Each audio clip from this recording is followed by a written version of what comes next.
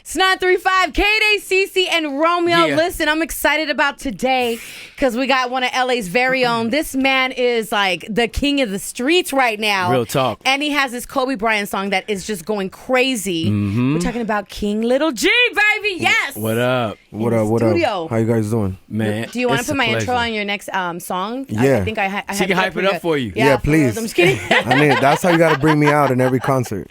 Hey, man, That's what's first of all, up. he coming here geared up, so I'm not even mad at that. You know what I'm saying? Yeah. We are all still mourning the loss of the great Kobe Bryant, of course, his beautiful daughter.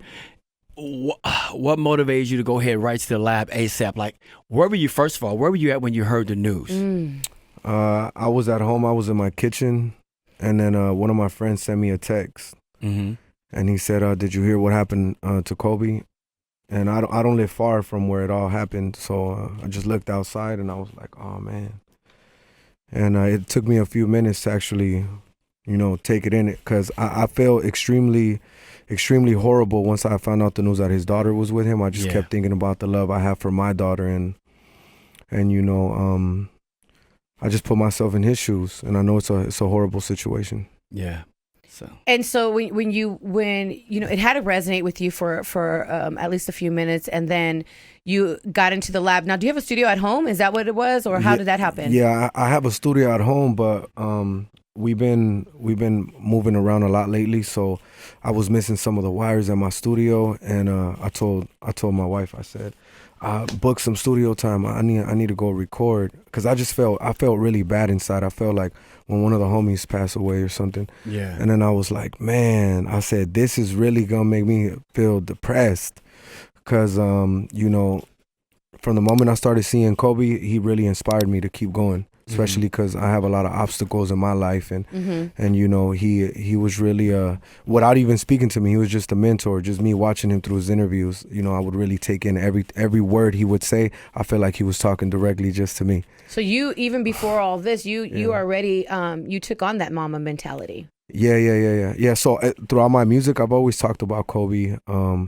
I say something about Kobe retiring, and he did it for the city. Kobe, I do admire it, because when he retired, I wasn't too happy about it, because I was like, oh, Kobe could keep going. We want him to go. I said Kobe could keep going. Why is he doing this? But I always talked about Kobe in my music. It hit me really hard, so I just wanted to express to the people what I was feeling. As soon as I heard the news, I just started thinking about the way I felt the first time he won that championship. Man. How people in the streets felt when he was winning, when Shaq left and all that. That's why I addressed all that in the music, because it wasn't really about, me just being a fan of Kobe or the Lakers. Right. It was about how I felt every moment he won, and how he made me feel like a warrior inside, and how he made me feel like never giving up, no matter what. Man, so. And I can hear in your voice that it's still pain there, even just talking about it right now. I can tell. We all are definitely still hurting, but you understand how many people waited for that moment for Kobe to go on the court with the Lakers, because we have a bad day, we're behind on bills, we have our own issues, we can escape that. Yeah. You know what I'm saying? For those 48 minutes. Yeah. And what he did for the city, man, he really put on for the city. But we needed what you put together ASAP, man. You did that for us. Yeah, I wish I would have never had to write that song right there, but, it came from the heart. Yeah. I just wanted people to understand and know how I felt, and that was it. I never really intended for, so many people to listen to it all the time. Most of my music that I make is just from my heart, and, it's not really for popularity or anything like that.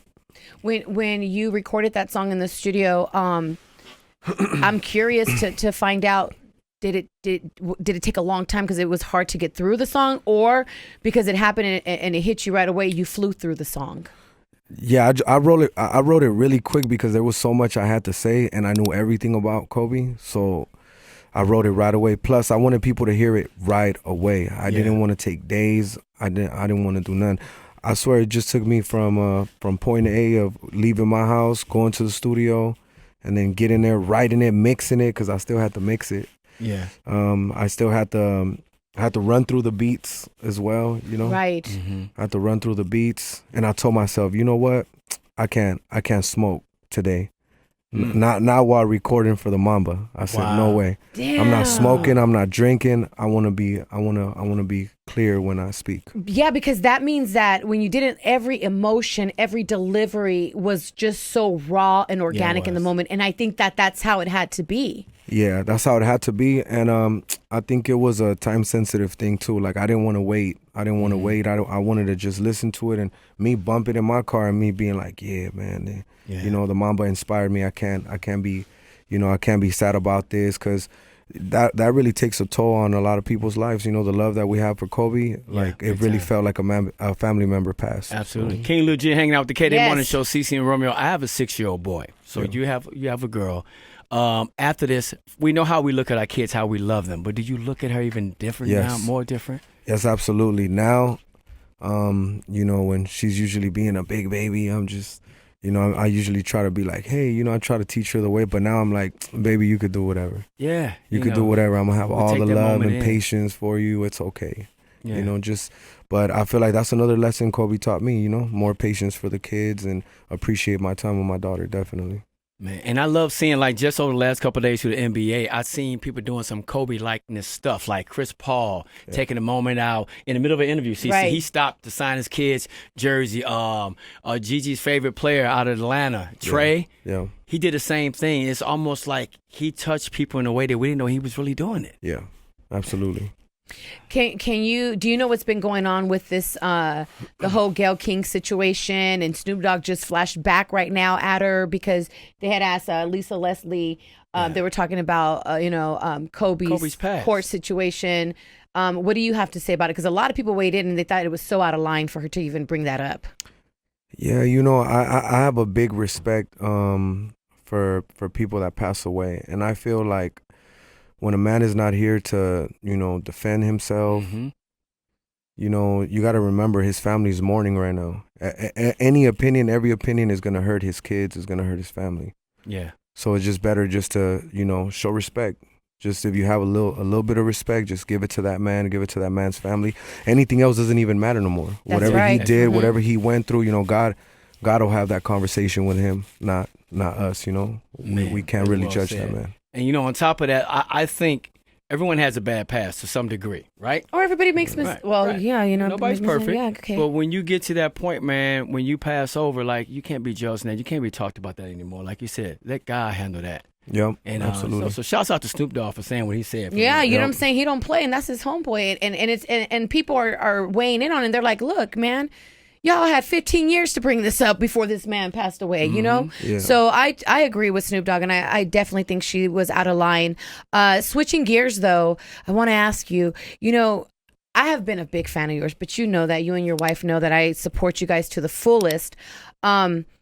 Before I had found out about King Lil G on Instagram. Yeah. And so I would search Instagram and stuff, and I started seeing this guy like selling out these arenas and these long lines. And I'm like, yo, I really did, you know, never really heard him on the radio, but you have such a following and such a loyal following at that, that they travel anywhere you go, they follow you.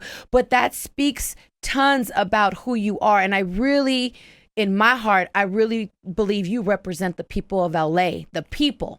Okay, the people that move this city. So that being said, what's going on? Are you going to direct, produce some movies? You know what I'm saying? I need somebody to tell our story. Yeah, I am. Actually, I'm working on, I'm directing a film right now. It's titled 90s Kid. And it's based on one of the albums that I dropped a few years back. And I'm just going to tell the story about a kid from Los Angeles who wants to make it big, but there's so many obstacles like gangs and streets. And, you know, I'm going to show the negative, but I'm going to show the positive and how we can overcome, because I want the kids to see how they can do it, because I feel like I need to show them. I got to show them this, and hopefully I can save some lives and inspire people like Kobe. Absolutely, absolutely. As a Latino artist in this hip-hop game, what other Latino artists would you love to work with? Would be a great collab.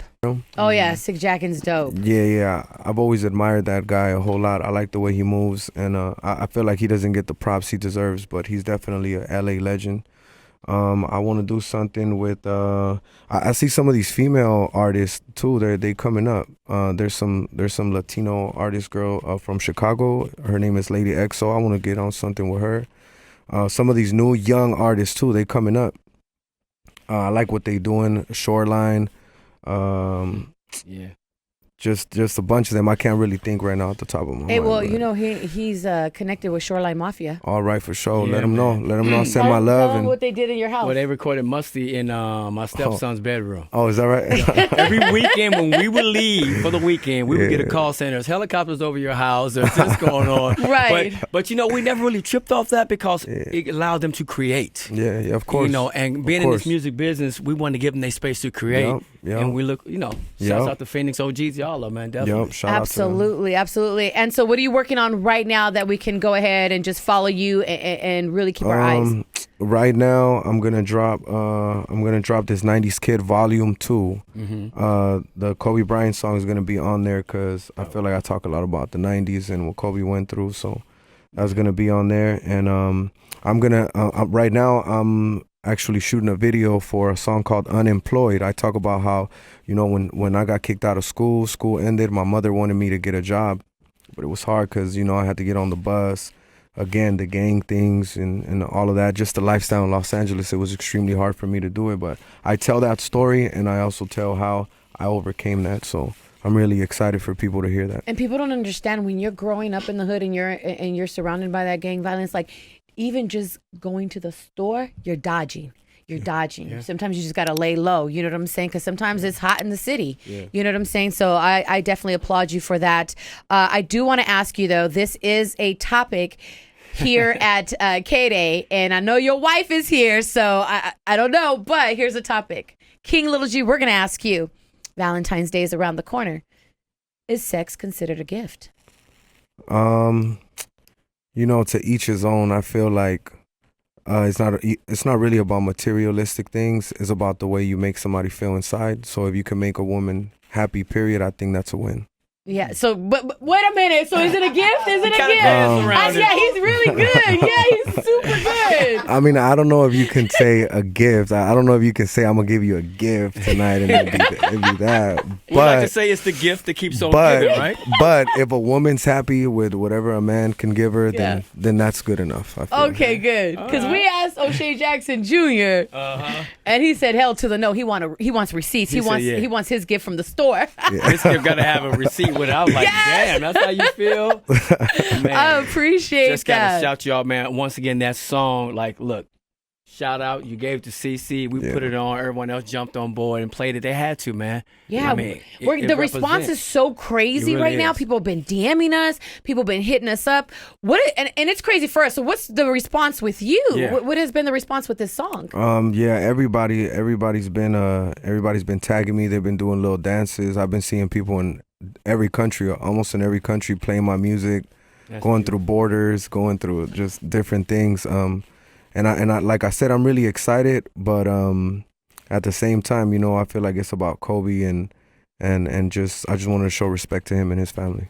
Absolutely. You got the Laker hat on. How we looking for the playoffs? You think we got enough? Because I don't think we're gonna do something by the trade line today. Think we good to go? I think we're gonna be good. I think this is definitely gonna light a fire in everybody's heart. Yeah. And I think we're gonna pull through.